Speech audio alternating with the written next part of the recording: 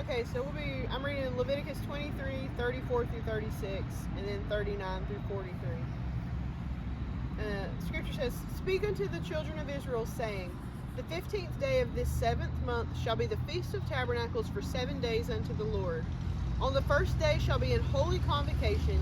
You shall do no servile work therein. 7 days you shall offer an offering made by fire unto the Lord.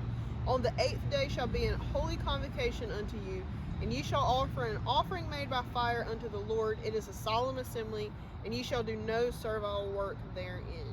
I think I didn't translate it to the New King James. That's okay. It's okay. Picking up now, verse 39.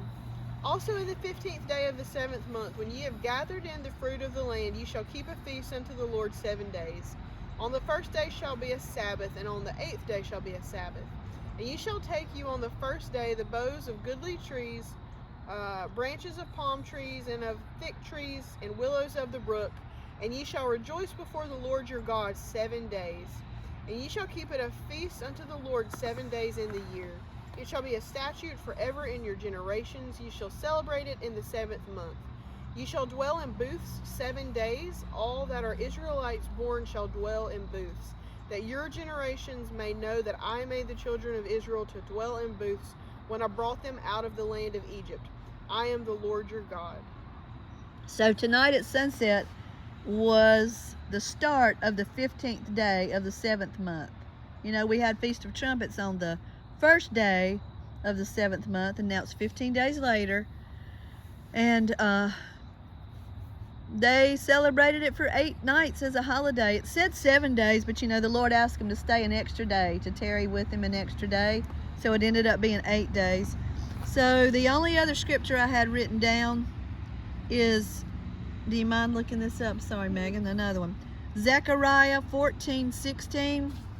Because even for all the people who think, well, why do we even bother to teach about these things? We know we teach about them because Jesus is revealed.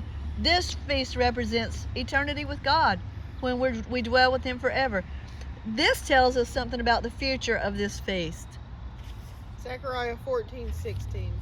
"And it shall come to pass that everyone who is left of all the nations which came against Jerusalem shall go up from year to year to worship the King, the Lord of hosts, and to keep the Feast of Tabernacles." So this feast is prophesied in Zechariah to be the feast that when everything's said and done, I'm talking about the whole Antichrist thing, the end times, it says everybody's going to go to Jerusalem to celebrate this feast. It'll be the feast of the end of the world. It'll be eternity with him when everything is said and done. Now, all that God commanded the Jews to do at this feast was 4 things. Live in the sukkah. Some Jews do live in the little sukkah if the weather's okay. He said, bring an extra offering in addition to what you usually give.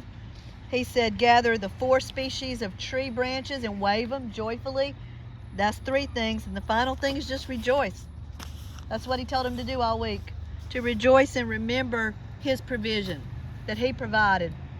He provided for them in the wilderness. You know, I thought they lived in tents, but it sounds like they built little booths and lived in the wilderness, because that's what he said they did in that scripture she read.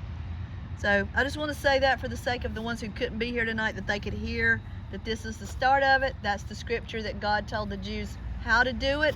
And a lot of the things the Jews do now, nothing wrong with it, but it's not biblically commanded. Like, you don't have to do it.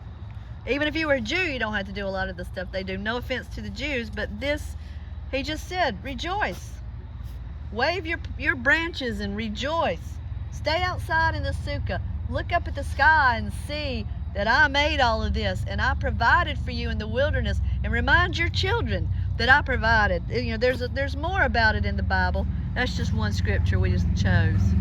So that's it for the new folk.